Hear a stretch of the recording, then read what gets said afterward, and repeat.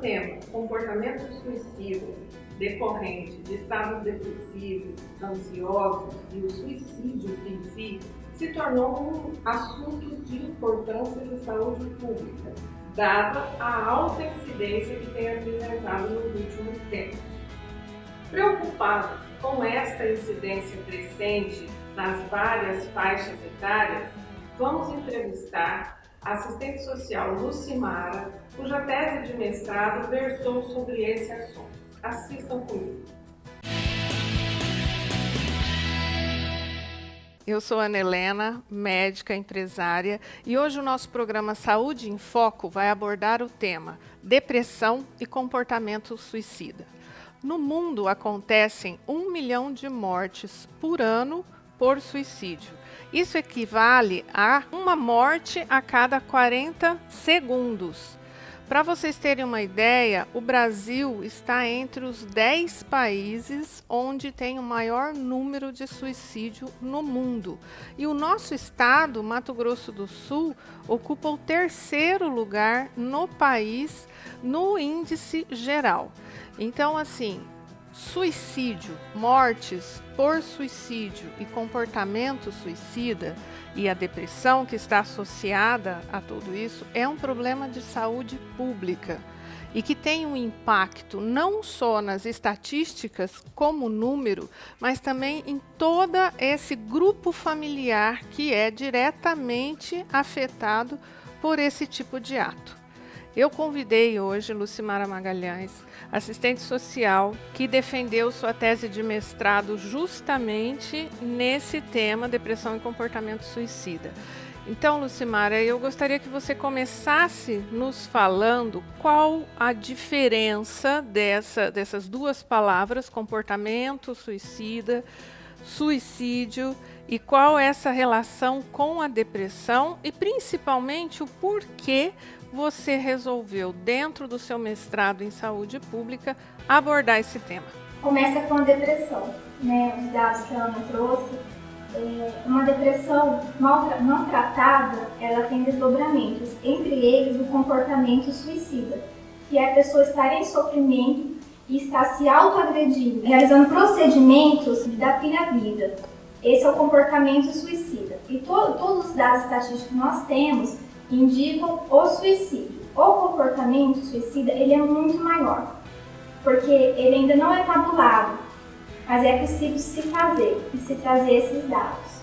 Então a gente percebe, né, Lucimara, que esses dados que a gente tem, que são estatísticas mundiais, eles são baseados em mortes, realmente. Então, assim, são comportamentos que levaram ao desfecho final. Mas se nós formos abordar todas as pessoas que estão com esse comportamento suicida e que às vezes não entraram na estatística ainda, simplesmente porque não conseguiram êxito, isso é muito maior. E por isso que o cuidado, a atenção nesse estágio de depressão com essas pessoas que apresentam esse tipo de comportamento é fundamental.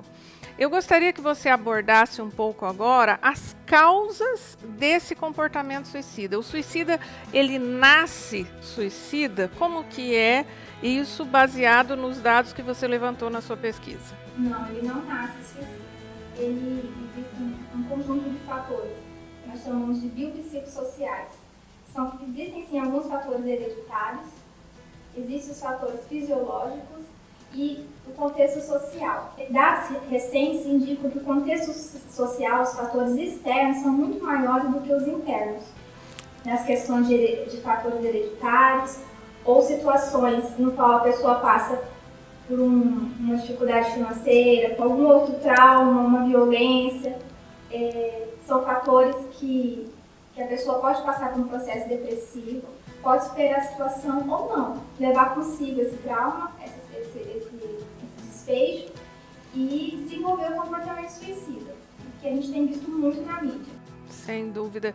E a gente percebe por esses casos da mídia que não existem classes sociais, não existe nem questão de conhecimento, até muito pelo contrário, né? Eu falo da minha área que os casos de depressão, de comportamento suicida e suicídio no meio médico vem crescendo também.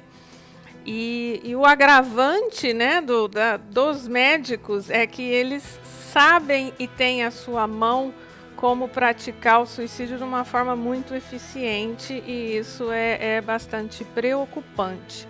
Mas, assim, a parte genética, onde a gente tem essa questão, a minha mãe era assim, meu pai era assim, eu pareço muito com a minha mãe, isso faz diferença também, né? É um conjunto de fatores somados que desencadeiam esse comportamento.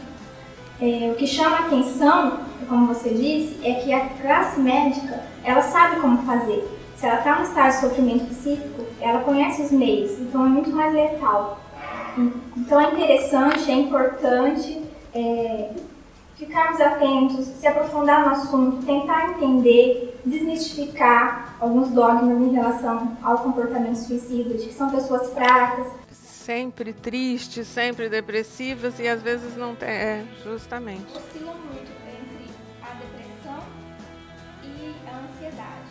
Então, assim, percebemos hoje, por todos esses dados, por toda essa nossa conversa, que estar atento aos seus sintomas, se está se sentindo entristecido, deprimido, se não está conseguindo, de certa forma, conduzir algum tipo de assunto em especial, procurar ajuda. E, principalmente, estarmos atentos aos que estão ao nosso redor. Não só familiares, mas aos amigos, aos colegas de trabalho, porque de repente um olhar um pouco mais atento de um amigo e uma indicação, uma sugestão de procura de ajuda pode ser fundamental num desfecho tão triste como o suicídio. E a gente só tem como saber se a pessoa sinalizar também. A gente pode observar alguns sinais, mas é interessante a pessoa praticar a autoajuda, se autoajudar, sinalizar, né? Na saúde da família, em todas as unidades, a gente tem um assistente social que vai estar acolhendo, vai estar fazendo a escuta qualificada e tomando as providências necessárias, a depender do grau, do nível de depressão que essa pessoa esteja. Muito obrigada, Lucimara, pela sua presença no nosso programa. Espero que nós tenhamos ajudado, elucidado e acendido aquela luzinha de alerta na cabeça de muitas pessoas.